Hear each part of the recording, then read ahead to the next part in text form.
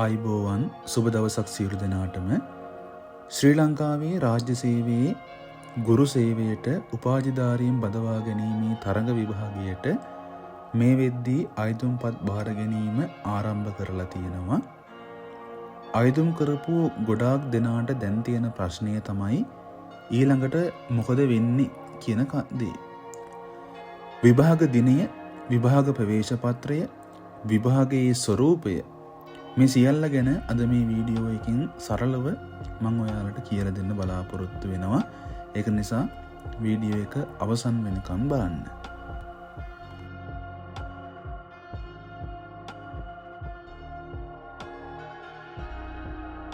මුලින්ම මේ ගුරු විභාගය කියන්නේ මොකක්ද කියලා අපි දැනගන්න ඕනි. මේ තරඟ විභාගයේ පැවැත්වෙන්නේ රාජ්‍ය ගුරු සේවයට උපාධිධාරීන් බදවා ගැනීම සඳහා.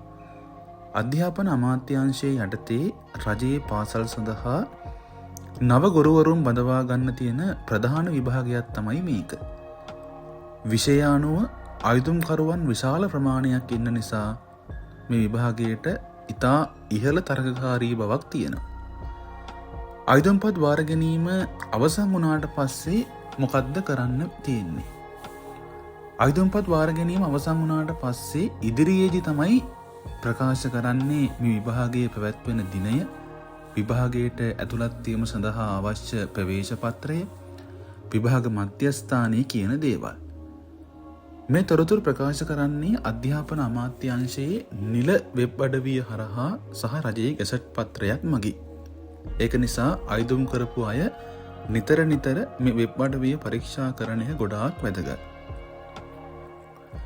ඉතින් මේ විභාගයේ පැවැත්වෙන ආකාරය ගැන කියනවා නම් පෙර වසරවල පැවැත්වුණු විභාග බලද්දී මේ විභාගය සාමාන්‍යයෙන් තියෙන්නේ ලිඛිත විභාගයක් ලෙස.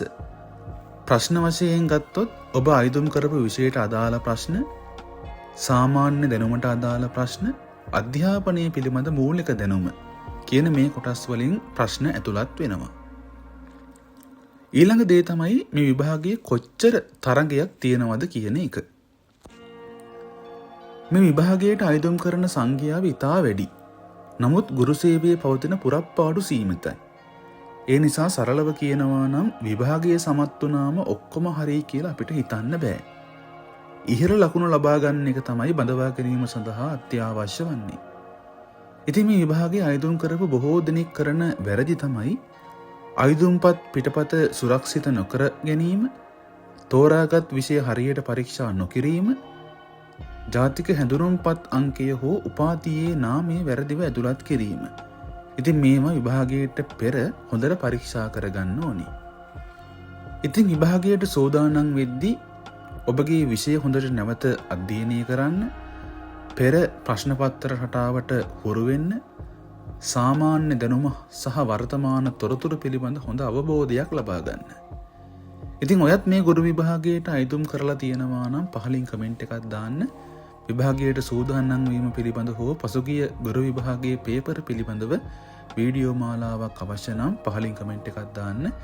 ඉතින් මේ වීඩියෝ එකත් ඔයාලට ප්‍රයෝජනවත් වුණා නම් ලයික් එකක් දාන්න. අපි channel එකත් subscribe කරලා තියාගන්න. මේ වගේ අලුත් වීඩියෝ එකකින් නැවත හමු වෙමු.